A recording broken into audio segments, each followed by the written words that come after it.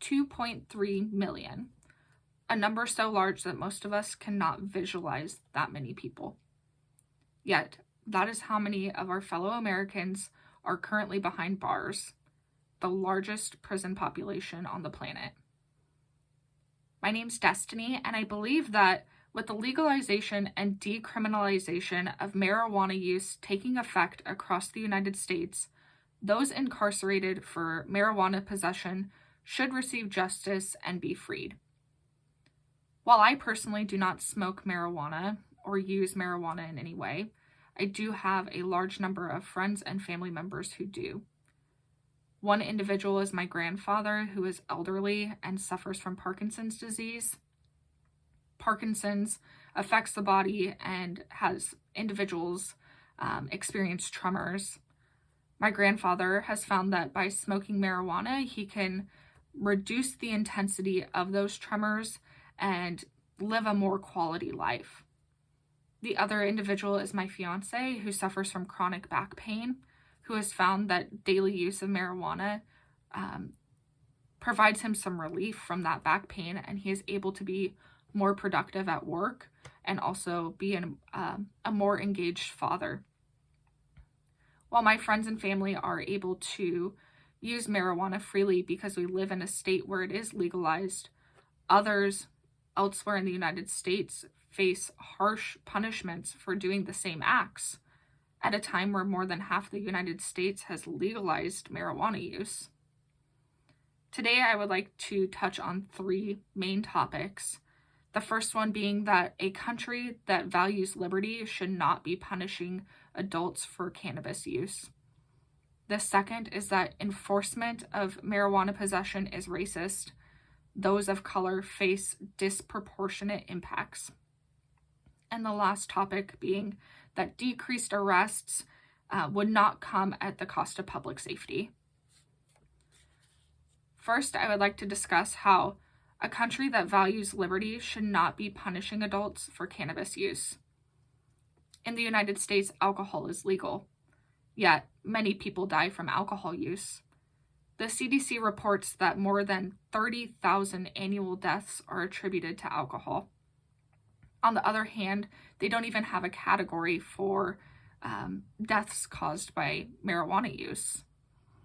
A study published by Scientific Reports in January of 2015 found that the mortality risk associated with marijuana was approximately 114 times less than that of alcohol.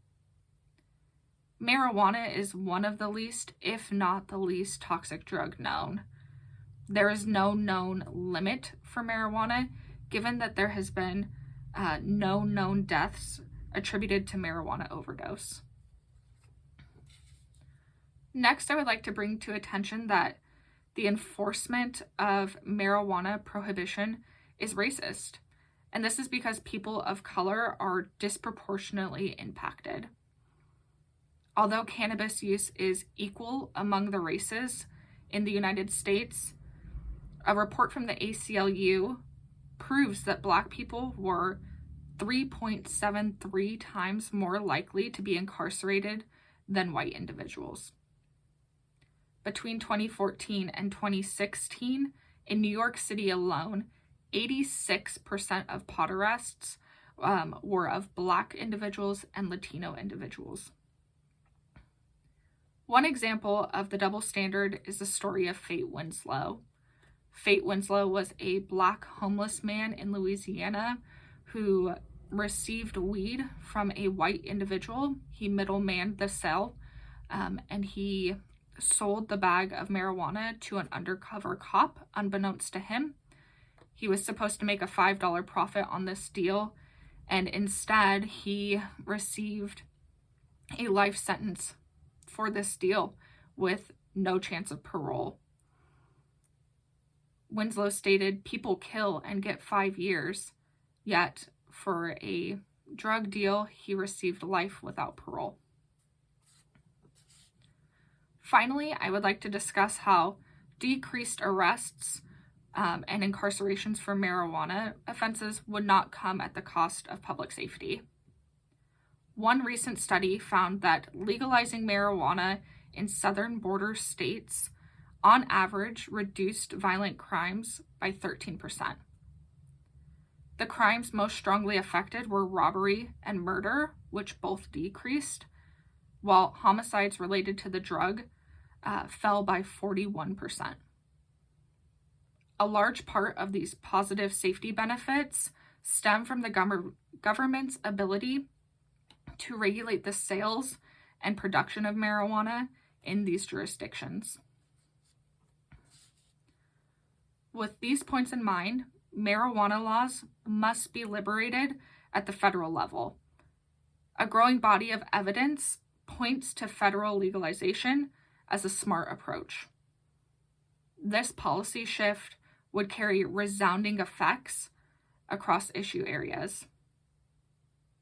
Based off of these main points, I would encourage you all to further your own research and considering showing support to decriminalize marijuana possession and release those facing harsh sentences for marijuana possession. From those sitting in jail and from myself, I would encourage you to change the way that the United States views marijuana use and help those incarcerated receive the justice that they deserve. Thank you.